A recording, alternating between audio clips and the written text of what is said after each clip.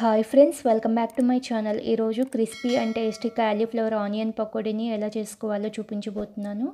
వీటిని evening time స్నాక్స్గాను లేదా సాంబార్, రసం, పప్పులోకి సైడ్ డిష్గా కూడా తీసుకోవచ్చు. టేస్ట్ అయితే చాలా బాగుంటుంది. సో లేట్ చేయకుండా క్రిస్పీ కాలీఫ్లవర్ పకోడాని ఎలా చేసుకోవాలో చూసేద్దాము. ముందుగా స్టవ్ మీద గిన్నె పెట్టుకొని 2 గ్లాసుల వాటర్ వేసుకోవాలి. అందులోనే కొద్దిగా ఉప్పు, కొద్దిగా పసుపు వేసుకొని వాటర్ని బాగా మరగనివ్వాలి.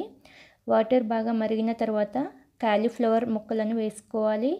ఒకసారి అంతా కలిసేలాగా కలుపుకొని మూత పెట్టి మరి మెత్తగా కాకుండా కొంచెం సాఫ్ట్గా అయ్యే వరకు ఉడికించుకోవాలి.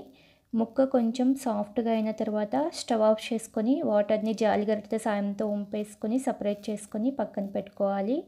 ఒక మిక్సింగ్ బౌల్ తీసుకుని సన్నగా పొడవుగా కట్ చేసిన ఉల్లిపాయ ముక్కలు, పచ్చిమిర్చి ముక్కలు, కొద్దిగా కొత్తిమీర తరుగు, పావు కప్పు శనగపిండి, పావు కప్పు బియ్యపు పిండి, రుచికి సరిపడా ఉప్పు, 1 స్పూన్ కారం, పావు స్పూను పసుపు, 1/2 టేబుల్ స్పూన్ అల్లం వెల్లుల్లి పేస్ట్, పావు స్పూను గరం మసాలా, పావు స్పూను ధనియాల పొడి వేసుకొని అంతా కలిసేలాగా మిక్స్ చేసుకోవాలి.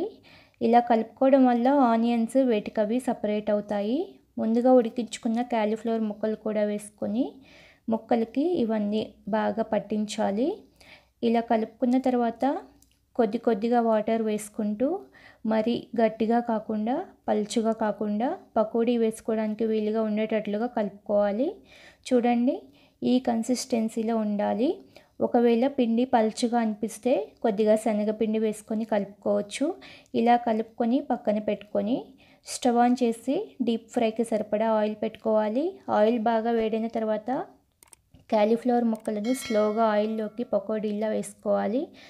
ఆయిల్కి సరిపడా వేసుకొని వేసిన వెంటనే కదపకుండా ఒకవైపు ఫ్రై అయిన తర్వాత మరోవైపుకి తిప్పుకుంటూ మీడియం ఫ్లేమ్లో పెట్టుకొని కాలీఫ్లవర్ ముక్కలు బాగా క్రిస్పీగా అయ్యే వరకు ఫ్రై చేసుకోవాలి. ఇవి వేగడానికి కొంచెం టైం పడుతుంది.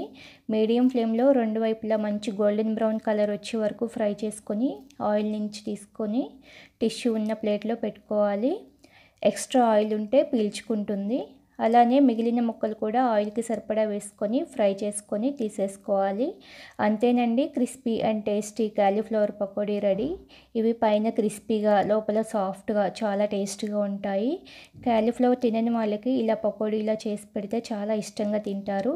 ఈవినింగ్ టైం స్నాక్స్గా లేదా సాంబార్, రసం, పప్పులోకి సైడ్ డిష్గా తీసుకోవచ్చు. ఈ పకోడీలు మీరు కూడా చేసుకొని మీకు ఎలా వచ్చిందో కామెంట్ చేయండి. వీడియో నచ్చితే లైక్ చేయండి. మీ ఫ్రెండ్స్కి, రిలేటివ్స్కి షేర్ చేయండి. మన ఛానల్ని సబ్స్క్రైబ్ చేసుకోండి. Thank you for watching.